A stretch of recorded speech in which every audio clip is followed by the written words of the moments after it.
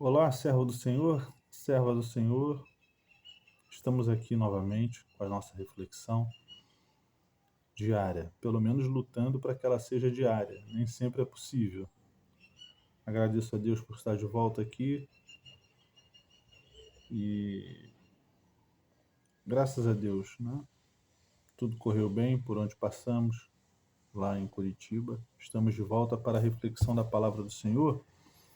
E nesta manhã nós queremos refletir sobre o Evangelho do Senhor segundo o relato de Marcos. Marcos capítulo 7. A partir do versículo 5, nós vamos encontrar as seguintes palavras. Então perguntaram-lhe os fariseus e os escribas: por que não andam os teus discípulos conforme a tradição dos anciãos, mas comem o pão sem lavar as mãos? Evangelho do Senhor. Amém.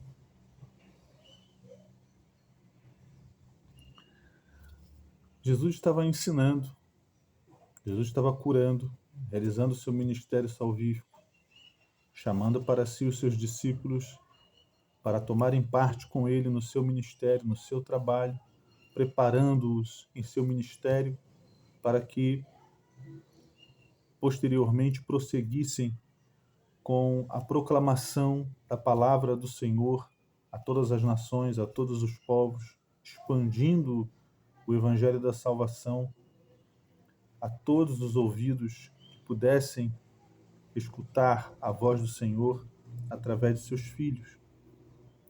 E eles sempre eram seguidos ou monitorados por homens que estavam preocupados não exatamente com o que Cristo pregava, mas com o perigo que a anunciação das palavras de Cristo provocaria ao prestígio e à credibilidade deles diante da sociedade judaica da época. Eles estavam preocupados em simplesmente policiarem os feitos do Senhor, as suas ações, as suas andanças, para não perderem prestígio, porque eram amantes do poder e da influência político-religiosa que existiam e que exerciam, a verdade é essa, sobre as consciências dos cidadãos. Ele recebe uma pergunta dessa. Qualquer motivo era motivo para questionar as verdades trazidas por nosso Senhor através de sua palavra. E por mais estranho que pareça, por mais insignificante que possa parecer para eles, os discípulos de Jesus estavam cometendo uma grande abominação. Eles estavam comendo o pão sem lavar as mãos. E a resposta de Jesus foi a seguinte, versículo 6, acachapante, diga-se de passagem. Bem profetizou Isaías acerca de vós, hipócritas, como está escrito: este povo honra-me com seus lábios, mas o seu coração está longe de mim. Veja, Jesus não está dizendo que os discípulos estavam certos em comer sem lavar as mãos, mas ele estava censurando esse pequeno detalhe observado pelos fariseus como um motivo, uma motivação para anular tudo aquilo que Jesus estava fazendo, ou para tentar desacreditar o povo da mensagem salvífica que o próprio Senhor estava proclamando. Se utilizam de uma pequena motivação técnica, uma falha, digamos assim, dos discípulos, para questionar a credibilidade ministerial do Senhor Jesus Cristo. É o que está por trás daquele questionamento. E Jesus, percebendo isso, é duro na resposta. Hipócritas, bem profetizou Isaías a vosso respeito. Este povo honra-me com seus lábios, mas o seu coração está longe de mim. Ou seja, se preocupam com as pequenas coisas para ignorarem a necessidade de estarem com seus corações voltados para Deus. Prossegue no versículo 7. Mas se em vão eles me adoram, Mas em vão eles me adoram, melhor dizendo, ensinando por doutrinas os mandamentos dos homens. O que importa para Deus? Que o honremos, que o louvemos, que o exaltemos em espírito e em verdade. Mas o que importava para aqueles escribas e fariseus? Que se observasse mais as tradições e os costumes dos homens do que necessariamente abrir os olhos e os corações para a verdadeira prática da lei, que era servir a Deus em espírito e em verdade. Isso não é uma novidade no Novo Testamento. Isso é uma coisa que já está prevista na lei, desde quando Deus a concedeu a Moisés, seu servo. Amarás ao Senhor, teu Deus, de todo o teu coração e ao teu próximo como a ti mesmo.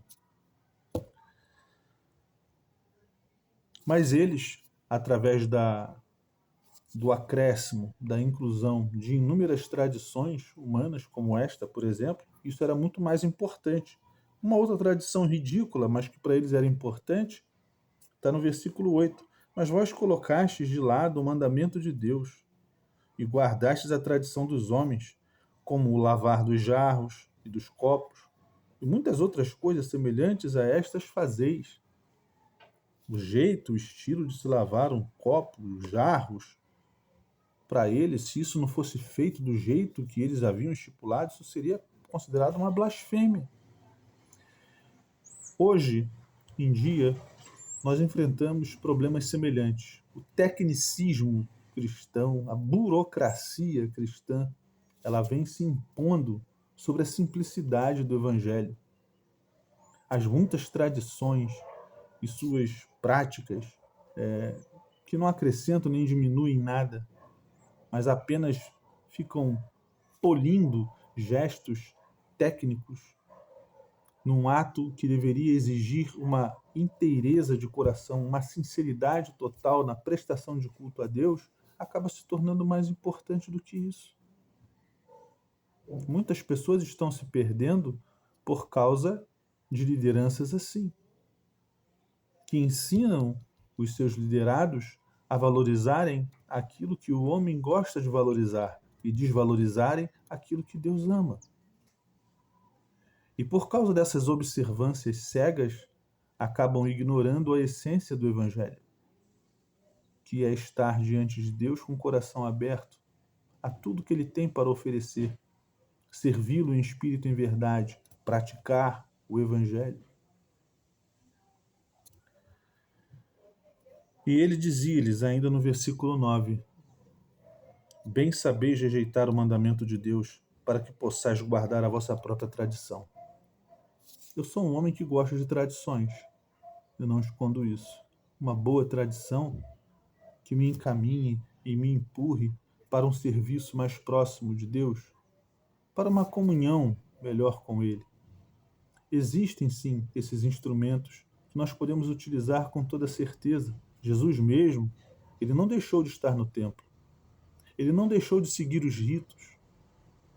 Quando ele faz a anunciação de Isaías diante dos sacerdotes, dizendo que naquele dia a passagem sobre o servo sofredor, que era ele mesmo, estava se cumprindo, eles ficaram horrorizados, ele estava cumprindo todos os ritos judaicos. Quando ele cura um enfermo e manda se apresentar ao sacerdote, para que o sacerdote então tomasse os procedimentos de purificação com ele, com aquele enfermo, aquele ex-enfermo, melhor dizendo, ele está revelando que observava a lei. Aquilo que realmente é salutar, é agradável, cumprir os ritos. O problema era, voltamos a dizer, que aqueles sacerdotes estavam burocratizando o rito para prender o povo ao seu poderio de tradição, para seduzir o povo, desfocar o povo daquilo que realmente importava para Deus e que importa até hoje, que é servi-lo em espírito e em verdade. Eu quero encerrar essa reflexão esta manhã dizendo o seguinte: não vai adiantar nada, absolutamente nada, os nossos ritos e tradições, se o nosso coração não estiver totalmente dependente de Deus. Se não tivermos uma real necessidade de estarmos sempre aos pés do Senhor. Pouco importará o que você pratica, a sua lavagem de pés, lavagem de mãos, os utensílios da tua igreja, a roupa com que você se veste, se a igreja que você visita é bonita ou feia, se tem ar condicionado ou não tem, se os assentos são acolchoados ou não, se o bem-estar é assim ou assado, se você está vivendo bem ou vivendo mal, se você é rico ou pobre, nada disso importa. Serviço a Deus não está atrelado a esse tipo de coisa, e muito menos aos ritos.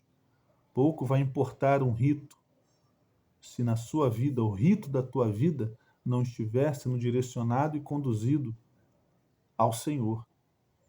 Então, que o nosso coração esteja aberto esta manhã para entendermos isso.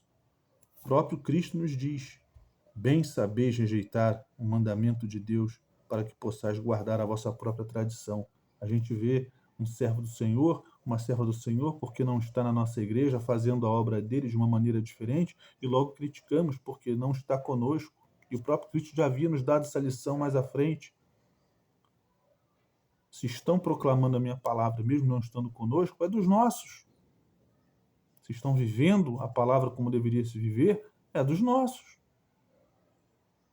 Mas nós, normalmente, queremos abocanhar, queremos aprisionar as pessoas ao nosso modo de ver a vida, à nossa maneira de enxergar as coisas. Temos que estar atrelados à palavra de Deus. Sejamos livres, com responsabilidade. Vivamos a fé com alegria. Estejamos com o Senhor em todos os momentos da nossa existência. A graça, a paz, o amor de Cristo seja conosco.